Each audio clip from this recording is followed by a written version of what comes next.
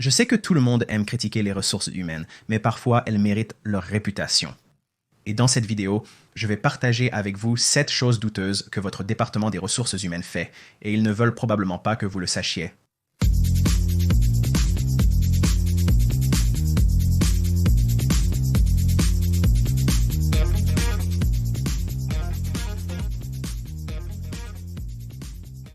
Salut tout le monde, c'est Brian de A Life After Layoff et aujourd'hui je vais dévoiler le côté laid de la culture d'entreprise et spécifiquement de votre département des ressources humaines.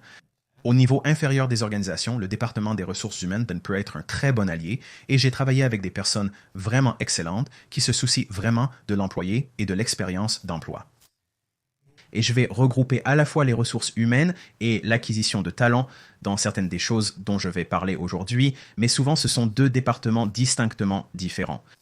Donc, je veux juste clarifier cela avant de commencer, mais j'ai eu l'occasion de travailler dans les deux départements et j'ai été un employé et un responsable du recrutement. Donc, j'ai eu beaucoup d'interactions différentes avec le département des ressources humaines, certaines positives, d'autres pas si positives. Donc, dans cette vidéo, je veux vendre la mèche et partager certaines des choses que votre département des ressources humaines ne veut probablement pas que vous sachiez parce que certaines d'entre elles sont un peu louches. Avant d'entrer dans le vif du sujet, si vous voulez plus de contenu lié à la carrière comme celui-ci directement d'un recruteur, abonnez-vous en appuyant sur le bouton. Cliquez sur la cloche pour recevoir les notifications des prochaines vidéos. Donc, à peu près tout le monde à ce stade a eu au moins un contact avec le département des ressources humaines. Cela n'a probablement pas été le plus positif. Universellement parlant, ils ont une mauvaise réputation. Et bien que j'essaie de maintenir une position de neutralité, pas pro-employé ou pro-entreprise, je suis pour la personne qui veut reprendre le contrôle de sa carrière. Les ressources humaines rendent parfois vraiment difficile pour moi de défendre leurs actions. Le premier commence dès que vous commencez à interagir avec l'employeur. Et cela remonte jusqu'au processus de candidature et à sa documentation. Et je suis sûr que vous avez probablement remarqué, mais votre département des ressources humaines est totalement obsédé par la documentation de chaque chose qui se passe dans le cadre de l'emploi. Parce que quand vous y pensez, lorsque vous commencez votre parcours professionnel avec cette entreprise, vous passez par une demande d'emploi. Et au bas de la demande, vous signez que vous comprenez ce que signifie la demande. Il y a quelques avertissements et jargons juridiques.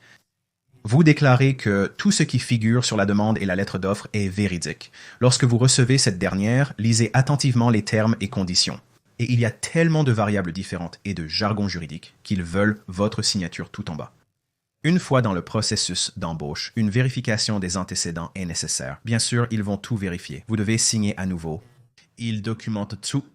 Et lorsque vous commencez votre orientation, vous allez probablement suivre une série de formations qui passeront en revue beaucoup de politiques et de documents que vous devez signer à nouveau. Au début de votre travail, vous devrez probablement suivre une orientation comprenant des vidéos et une formation. Et puis encore, vous signez toutes les politiques que cette entreprise a. Et même le manuel de l'employé a un endroit pour votre signature indiquant que vous l'avez reçu et que vous comprenez ce qu'il contient. N'oubliez pas de signer la section dédiée sur vos évaluations de performance. Et si vous avez des séances de coaching documentées, le terme clé ici est documenté car ils vont demander votre signature là-bas. Lorsque vous quittez l'entreprise, ils demanderont votre signature sur des documents supplémentaires, notamment les paquets de licenciement qui comportent toujours des termes et conditions. Alors, pourquoi les ressources humaines sont-elles si obsédées par la documentation de tout et en particulier par l'obtention de votre signature? Et voici la réponse fondamentale. Tout ce qu'ils font est conçu pour limiter leurs responsabilités et potentiellement construire un dossier contre vous, qu'ils aient à l'utiliser ou non. Ils collectent tous ces documents, ils vont dans un dossier d'emploi et s'ils en ont besoin à un moment donné dans le futur, vous pouvez garantir qu'ils vont les utiliser pour défendre leurs décisions contre vous. Et je sais que cela semble excessivement dur, mais la réalité est que le département des ressources humaines est là pour limiter la responsabilité de l'entreprise avant tout. N'oubliez jamais cela. La prochaine chose douteuse que votre département des ressources humaines fait, ce sont les offres d'emploi confidentielles. Si vous avez déjà cherché un emploi et que le nom de l'entreprise était masqué ou indiqué comme confidentiel, la raison est que cette offre d'emploi est considérée comme une épave confidentielle. Et quelle est la signification de cela? De loin, la raison la plus courante pour laquelle une entreprise publiera une offre d'emploi confidentielle est qu'elle remplace activement la personne qui l'occupe actuellement. Mais cette personne ne sait pas réellement qu'elle est en train d'être remplacée, donc si l'entreprise devait publier leur nom avec le titre du poste, la personne occupant ce rôle pourrait dire « Hey, attendez une minute, qu'est-ce qui se passe avec ça ?» Et bien sûr, cela pourrait causer des vagues. Donc essentiellement, l'entreprise est sournoise en ce sens qu'elle commence à vous remplacer sans même vous le dire encore. Une fois la décision prise de vous licencier, ils ont déjà votre remplaçant prêt à prendre la relève. En réalité, ils peuvent vous garder jusqu'à ce qu'ils aient embauché quelqu'un d'autre. Donc, si vous êtes un demandeur d'emploi à la recherche d'un nouvel emploi, vous devez vous demander, est-ce que je veux vraiment travailler pour une entreprise qui me remplacerait dans mon dos et me le dirait dès que mon nouveau remplaçant arrive pour prendre mon bureau? Car s'ils le font pour cette personne, ils peuvent sûrement le faire pour vous aussi. Ce n'est pas une bonne façon de commencer votre contrat de travail. Les départements RH ont souvent recours à une pratique douteuse. Essayez de vous payer moins que ce que vous méritez. Et ils se cachent souvent derrière des processus et des politiques. Ils essaieront de vous avoir pour le prix le plus bas, surtout si vous ne savez pas ce que vous faites dans le processus de négociation de salaire. Voici un indice. La négociation salariale débute dès la candidature au poste. Mais souvent, le département des ressources humaines essaiera de vous faire entrer dans des tranches de salaire très étroites et souvent rigides. Ils invoqueront l'équité interne comme justification pour ne pas pouvoir payer un certain montant. Et ils essaieront souvent de vous faire une offre inférieure à ce que vous attendiez avec la promesse qu'ils réexamineront les choses dans quelques mois ou qu'ils feront une révision de salaire après une certaine période de temps. Voici le problème. J'ai parlé à trop de gens pour qui ça ne s'est jamais concrétisé. Je ne retiendrai pas mon souffle à ce sujet. Sauf si c'est inclus dans ma lettre d'offre, oubliez que ça arrivera un jour. Et vous devez prier pour qu'ils agissent correctement. D'après mon expérience avec les RH, il sera souvent très difficile de prouver cela, surtout si vous ne l'avez pas noté. De plus, ils peuvent également l'utiliser comme excuse pour ne pas vous donner la bonne augmentation. Ou s'ils vous promeuvent, ils peuvent dire « Hey, vous êtes à l'extrémité supérieure de nos tranches de salaire et nous ne pouvons rien y faire. Donc, nous allons vous donner une promotion et un titre uniquement, et ensuite vous êtes censé en être heureux. » Mais je trouve toujours fascinant quand un candidat vedette arrive qui demande un salaire plus élevé que prévu, ou quelqu'un qui joue un rôle critique qui présente sa démission pour partir. Soudainement, les RH peuvent déplacer des montagnes et accomplir l'impossible.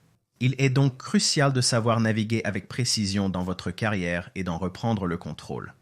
Et la chose suivante que vous pensez que les départements des ressources humaines font très fréquemment, c'est que si vous venez à eux et vous vous plaignez d'un employé ou vous vous plaignez de votre patron ou vous vous plaignez de certaines conditions sur le lieu de travail, vous vous retrouvez en fait sur une liste vous-même. Et ce n'est peut-être pas une liste officielle, mais vous gagnez certainement une réputation et une cible dans le dos. Alors qu'ils peuvent vous dire qu'ils vont s'en occuper pour vous, souvent leur premier arrêt est soit au bureau de votre patron, soit au bureau du patron de votre patron pour discuter de vous et de vos performances.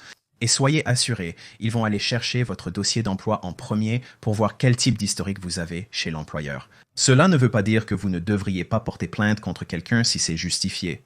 Mais ce que je dis, c'est faites très attention lorsque vous vous adressez au département des ressources humaines, car souvent ce qui se passe, c'est que vous êtes considéré comme le fauteur de troubles. Puis, ils tentent à nouveau de restreindre leurs responsabilités. Donc souvent, les gens constatent que lorsqu'ils se plaignent de leur employeur, lorsqu'ils déposent une plainte contre leur patron ou d'autres personnes du département, et surtout si cela continue de se produire, les ressources humaines essaieront souvent de séparer la situation, mais ensuite, ils travailleront à éliminer ce qu'ils considèrent être le problème fondamental. Et cela est souvent la personne qui a déposé la plainte en premier lieu. Les départements des ressources humaines font parfois des choses douteuses, comme mentir ouvertement sur l'existence ou non de licenciement, ce que j'ai observé à plusieurs reprises.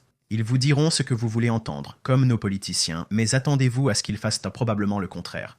Et en fait, si votre département des ressources humaines dit à tout le monde dans un cadre formalisé « Nous ne considérons pas les licenciements », vous pouvez garantir qu'ils envisagent des licenciements à ce moment précis. Et bien sûr, ils peuvent commencer à rencontrer des employés en coulisses, surtout si vous êtes censé vous asseoir avec une personne du département des ressources humaines pour discuter de votre travail. Et cela me mène à la prochaine chose douteuse qu'ils font souvent, c'est qu'ils vous feront évaluer votre propre performance et vos propres compétences. Puis, ils utiliseront cela contre vous lorsqu'il est temps pour les licenciements. Donc, souvent avant que les licenciements n'aient lieu, il y aura quelqu'un du département des ressources humaines qui demandera à tout le monde de commencer à se classer eux-mêmes et à évaluer leurs compétences et expériences. Que diriez-vous que vous faites ici? Les entreprises peuvent utiliser ces données pour soi-disant mieux comprendre leur main-d'œuvre et l'allocation des ressources. Vous devez lire entre les lignes ici parce qu'ils cherchent à savoir si vous avez la compétence ou non, est en phase avec la vision à long terme de l'entreprise. Vous pouvez garantir qu'ils rencontrent simultanément vos supérieurs pour évaluer les performances de leur équipe. Ils examinent de nombreux indicateurs différents et en particulier votre rendement et vos évaluations de performance. Ensuite, ils s'en serviront pour décider une fois de plus qui figurera sur la liste des licenciements. Donc, si l'entreprise vous demande de vous évaluer et essaie de faire croire que ce n'est pas sinistre, dans de nombreux cas, cela va effectivement être utilisé contre vous. Soyez donc très prudent, et si cela arrive, je mettrai sûrement mon 105 à jour, au cas où. Ce qui me mène à la dernière chose douteuse qu'ils font, c'est quand ces licenciements sont effectivement mis en œuvre, ils les gèrent si mal. Sacrebleu. Au cours des 3 à 4 dernières années, je n'ai jamais vu une gestion aussi médiocre des licenciements et des mises à pied par les départements des ressources humaines. C'est absolument hors de contrôle. Et vous devez penser à toutes les critiques publiques qu'ils ont faites, y compris sur ma chaîne, que les départements des ressources humaines s'amélioreraient. Mais non, ils continuent de licencier des gens via Zoom. Ils continuent de licencier des gens en éteignant tout leur matériel. Les entreprises continuent de licencier des employés sans préavis, leur bloquant simplement l'accès à leur lieu de travail du jour au lendemain. Il y a eu tellement de ratés très publics des départements des ressources humaines en Word qu'il est vraiment difficile de défendre leur comportement et la profession en général. Donc, si vous êtes un leader des ressources humaines qui regarde cela, veuillez vous améliorer pour traiter les gens avec dignité et humanité. Les carrières sont déjà assez ardues. Il est temps pour vous de vous affirmer et de résister aux équipes de direction qui ne sont pas en accord avec cela. Je descends de mon estrade maintenant, mais je tiens à dire que j'ai travaillé avec des gens incroyables des ressources humaines. Vous vous reconnaîtrez si vous regardez ceci. J'ai travaillé avec des gens pas si bons, qui sont probablement trop occupés à faire des choses douteuses pour regarder cela. Si votre carrière vous pose problème et que vous rencontrez ce type de difficultés, visitez mon site web. C'est lifeafterlayoff.com et il est chargé de toutes sortes d'informations internes sur le processus d'emploi, sur les carrières, sur comment obtenir des emplois. Si vous avez besoin de plus d'aide pour votre recherche d'emploi, je propose des cours sur la rédaction de 105, la stratégie de carrière, les entretiens et l'utilisation du réseautage à votre avantage. Quoi qu'il en soit, j'espère que vous avez trouvé cette vidéo éclairante. Quelle est votre opinion sur le département des ressources humaines? J'ai un peu peur de poser cette question, mais n'hésitez pas à laisser un commentaire. Merci de votre visionnage. On se voit dans le prochain.